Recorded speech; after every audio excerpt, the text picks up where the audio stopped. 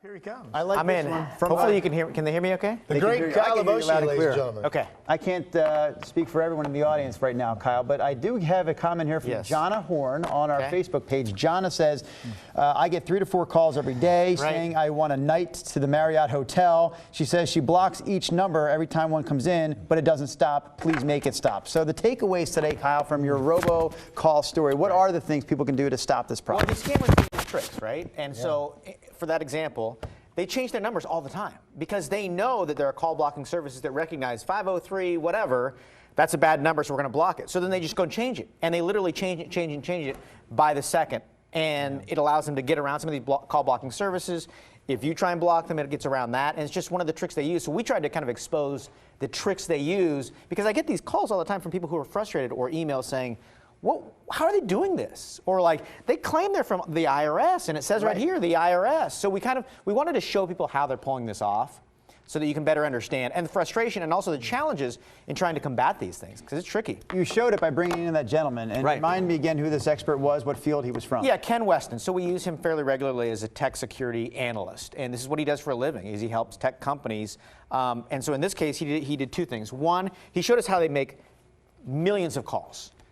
Press of a button. And in this case, we collected coworkers' phones, we laid them out, he had a program, pressed a button, and next thing you know, they're all starting to light up. So that program is, I'm understanding this, that program at that point is almost using GPS to ring whatever phone is in proximity to it? No, in this case, we put the numbers in, so we knew which phones we're trying to reach. Okay. What they're doing is oftentimes, they're just random selecting what phone numbers to call. I mean, they're calling a bazillion phone numbers hoping they get somebody to bite. Right.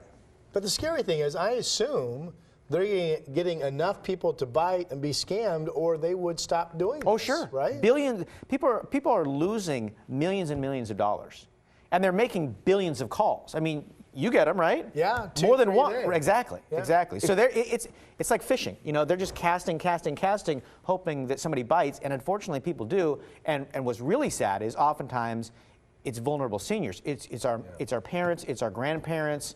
It's those folks who are getting taken by this. You and I maybe not so much, but people get taken. I mean, they're pretty good. If you don't answer the calls, if you only answer calls from those you recognize, is that the only way you can really combat this? Do you fall off the list by not answering those calls? Yeah, right. I mean, that's my strategy. I don't answer unless I know it's Drew Carney calling, and then I'll answer. I mean, if it's a questionable hour. I'm the same. Well, even that, yeah. Only Drew. No, but if it's a questionable number, I don't answer. I let it go to voicemail. And odds are it's probably a scam number. And you're right, though, you will come off that list because what they're looking for are live numbers. So that's oftentimes when they're like, press 1. Don't press 1 because they're trying to find out whether this is a working number or not. And then you end up on some other list, and we call it the sucker list. But there is a legitimate sucker list of people who are vulnerable or susceptible to fraud. So you mentioned in your story that there's maybe some hope on the horizon in our country of figuring out a way to handle this better. Did you have a chance to look to see if other China, England, if other countries are handling this better than what we've managed? It's an international problem. It is. What's interesting, and to that point, a lot of these scam calls are originating overseas, right? So they're not coming from the U.S., and so as a result, it's difficult for law enforcement to go after these people and track them down. And you know, it's like anything in today's technology. It's just connecting the dots, and the dots are all over the world. This may be a separate question, but how is that happening from overseas and it's showing up as like a 503 number? Is it like they're doing some kind of spoofing or something like that, where they're literally masking their number? Yeah. And that's just easy to do. There's just software out there where they can hit a button, changes the number, hit a button, changes the number, hit a button, changes their number, the origination number. In fact, this new trend is called neighbor spoofing. And so basically it's the 503 and then the first 3 digits of maybe your number. You've probably gotten those, right? And that you're like, oh, this looks pretty familiar, so you're more likely to answer. And that's just another take on it. But yeah, it's computer generated. It's the click of a button. In our story, we had him dial what looked like KGW. I mean, it came in, it recognized on my phone, gave me the logo of KGW, which I have in my contacts, as KGW. And he's like, had that extension. Yeah, and it's him. Wow. It's the phone version of those emails you get, those spam emails that come across as like a friend's name. Right. And then, but you look at, if you actually look at the email address, it's not your friend's email address. It's some kind of ridiculous, goofy one. Can I just share some of the feedback from our viewers? Because that's the great part of the Sunrise Extra is that you guys get to weigh in and we can share some of your thoughts. So we have a viewer named D. Marcella or D. Marcella. depending on how she pronounces it. She says they, talking about the scammers, get through the freebie phones like crazy. Some of those, you know, you get those temporary phones that you can get sometimes if you're going on vacation. She says the old folks also often have these freebie phones, and scammers really abuse those. One more, I saw a good one from, she says, Sonia. Viewer Sonia says, I also have a cell number that isn't local, so robocalls are a little more obvious if they don't leave a message. I immediately block the number. The robocalls, though, to the home and the business phone, how do I combat those? I think we've kind of addressed that already. There is no real solution or no rock solid one, but there's a couple of things you can do, namely stop answering. Lee Martin says, I've been getting calls from Google, or someone suggesting they are Google, for over 5 years now. Right. I mean, not just a problem that happens every day to billions, but something that can happen to the same person over and over again for a long period of time.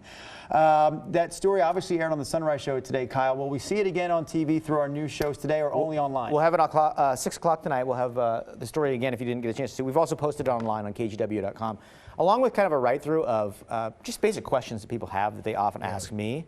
And so we tried to explain them in basically a sentence or two, so it's a pretty easy read. But check it out. I mean, well, companies like AT&T, for example, or Verizon, have they been contacted by our government to see is there anything you guys can do to help? And in our story, we talked to Consumer Reports that acknowledge telecoms have been slow to respond to this. They are making strides, and there's some new technology rolling out by hopefully the end of this year, which will help identify fraudulent calls.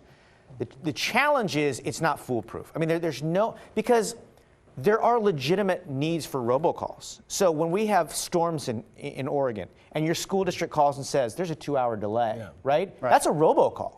And for many people, that's a good robocall. You want to get that, right? When your dentist calls you and says, hey, Rod, reminder, tomorrow morning you have an appointment at 7 a.m. That's a good robocall. Right? That's a good robocall. So there's a legitimate purpose for robocall. Or even 911 when there's an emergency in your neighborhood, they're able to call. So there's legitimate purposes. And that's a problem, is there's kind of this carve-out in the law for legitimate, reasonable robocalls. And so you can't just say no robocalls at all, right? So that's really the challenge here. Things in life, generally speaking, are usually not easy. This is another one. Right. We do have to go because we have to free up the man behind the camera for the Sunrise Extra program, Jay.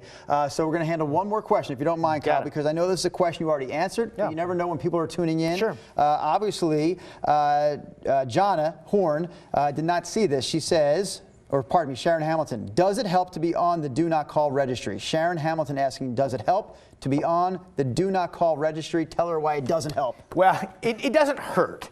But a lot of people say, I signed up, I shouldn't be getting these calls at all, right? So here's the deal. The National Do Not Call list is to address legitimate businesses to stop them from making sales calls, right?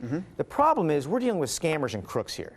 They don't care about the law. They don't care about the rules. So they're going to keep calling, and that's the problem. So the technology doesn't block them what they're doing at all. Right. Yeah.